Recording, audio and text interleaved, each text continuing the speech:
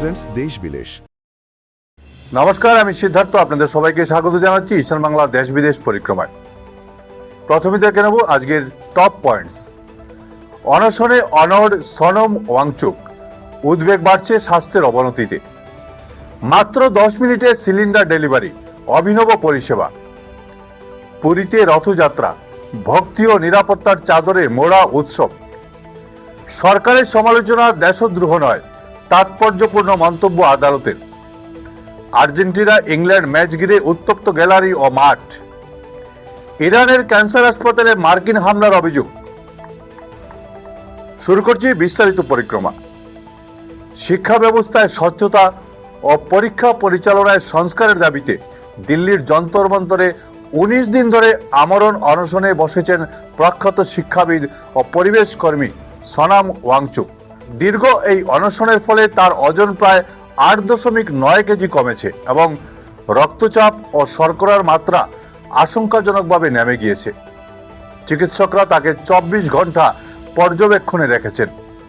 তবে নিজের অবস্থানে অনড় থেকে ওয়াংচুক ঘোষণা করেছেন, দাবি পূরণ না হওয়া পর্যন্ত তিনি লড়াই চালিয়ে যাবেন। তিনি দেশবাসীকে আগামী 20 জুলাই শান্তিপূর্ণ সংসদ অভিযানে যোগ দেওয়ার আহ্বান জানিয়েছেন।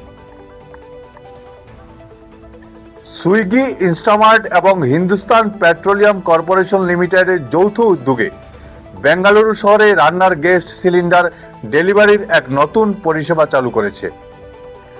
এখন থেকে মাত্র 10 মিনিটেই গ্রাহকের বাড়িতে পৌঁছে যাবে গ্যাস সিলিন্ডার। প্রাথমিকভাবে 5 ও 10 কেজির কম্পোজিট সিলিন্ডার পাওয়া যাচ্ছে। এই পরিষেবার সবচেয়ে আকর্ষণীয় দিক হলো এর জন্য আগে থেকে কোনো এলপিজি কানেকশন থাকার প্রয়োজন নেই। অ্যাপের মাধ্যমে নতুন সংযোগ হিসাবে অর্ডার দেওয়া যাবে। মূলত শিক্ষার্থী ও ছোট পরিবারের কথা ভেবেই এই দ্রুত পরিষেবা চালু করা হয়েছে। পরবর্তীতে ধাপে ধাপে গোটা দেশেও এই পরিষেবা চালু করা হবে বলে জানা গেছে। আজ রথযাত্রা উপলক্ষে উড়িষ্যার পুরীতে জগন্নাথ দেবের দর্শন পেতে দেশ বিদেশ থেকে লক্ষ লক্ষ ভক্তের সমাগম হয়েছে।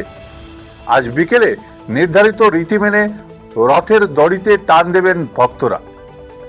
রথযাত্রা ঘিরে পুরী জুড়ে কঠোর নিরাপত্তা ব্যবস্থা গ্রহণ করেছে প্রশাসন। সিসিটিভি ও ড্রোনের মাধ্যমে প্রতিটি মুহূর্ত নজরদারি করা হচ্ছে। এছাড়া 20 জুলাই বহুড়া যাত্রা এবং পরবর্তী কয়েকদিন বিভিন্ন ধর্মীয় আচার অনুষ্ঠানের মধ্য দিয়ে এই উৎসব সম্পন্ন হবে। এবারে রথযাত্রায় সমতা ও সর্বজনীনতার বার্তা ফুটে উঠছে। সরকারের সমালোচনা মানেই রাষ্ট্রদ্রোহিতা বা দেশের বিরুদ্ধে যুদ্ধ ঘোষণা নয়, এমনই এক তাৎপর্যপূর্ণ পর্যবেক্ষণ দিয়েছে পুনের একটি আদালত। মহারাষ্ট্রের মুখ্যমন্ত্রী দেবেন্দ্র ফড়নবিসের বিকৃত ছবি প্রকাশ ও মাওবাদী মতাদর্শ প্রচারের অভিযোগে ধৃত এনসিপির সোশ্যাল মিডিয়া ইনচার্জ মহাদেবের জামিন মঞ্জুর করার সময় বিচারক বিডি কুলকার্নি এই মন্তব্য করেন। বিচারক স্পষ্ট জানান, সরকারের কাজকর্মের প্রশংসা বা সমালোচনা করা প্রত্যেক নাগরিকের গণতান্ত্রিক অধিকার।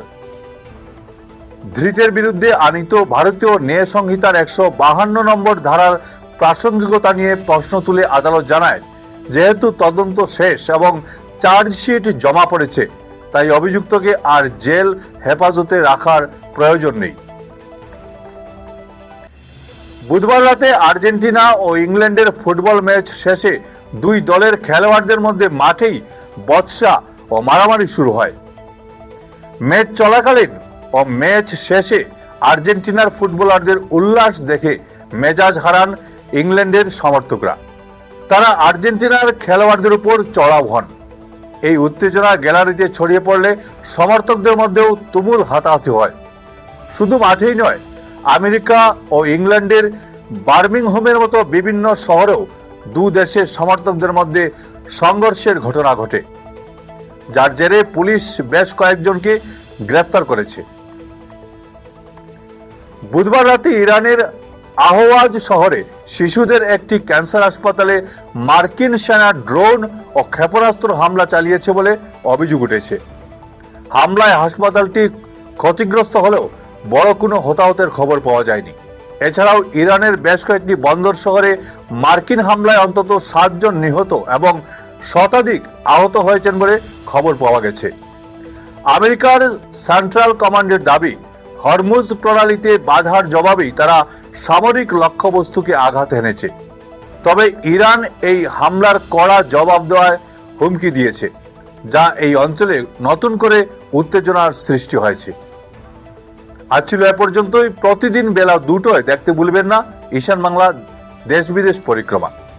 ভিডিও সম্পাদনায় আমার সঙ্গে ছিলেন বঙ্কিম সোনার। নমস্কার।